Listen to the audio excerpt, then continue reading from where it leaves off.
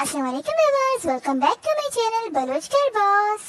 आज मैं आप लोगों के लिए एक जबरदस्त हेयर रेमेडी लेकर आई हूँ जो न सिर्फ आपके बालों को नेचुरली कलर करेगा बल्कि रफ हेयर की ट्रीटमेंट भी करेगा। तो आए इंग्रेडिएंट्स की तरफ। सैशे वाला कंडीशनर लिया है, विटामिन ई का एक कैप्सूल है, अराउंड 1 टेबलस्पून कोकोनट ऑयल और क्लासिक का कॉफी मिक्सचर लिया है। आप कोई भी ले सकते हैं।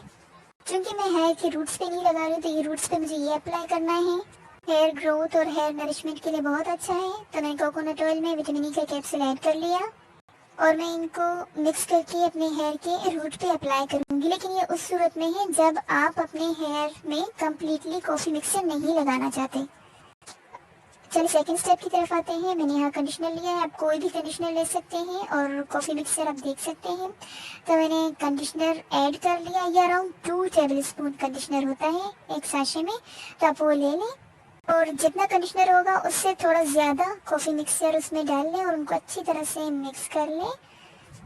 तो फर्स्ट स्टेप मैंने बताया कोकोनट ऑयल और विटामिन ई ऑयल का, वो जो है उन लोगों के लिए जो अपने हेयर के रूट को कलर करना नहीं चाहते।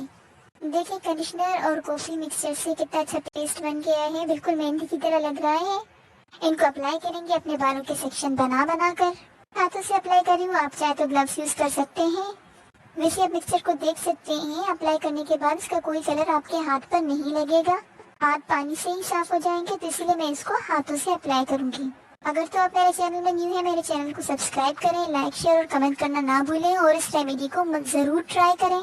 आर्टिफिशियल कलर्स की तरह एकदम से आपको रिजल्ट नहीं देगा। आप इसको 2 से 3 मरतबा इस्तेमाल करके देखें, बालों में एक ब्राउन सी शेड आएगी। आज के लिए इतना ही, फिर मिलेंगे एक नई वीडियो में। Thank you for watching. Allah Hafiz.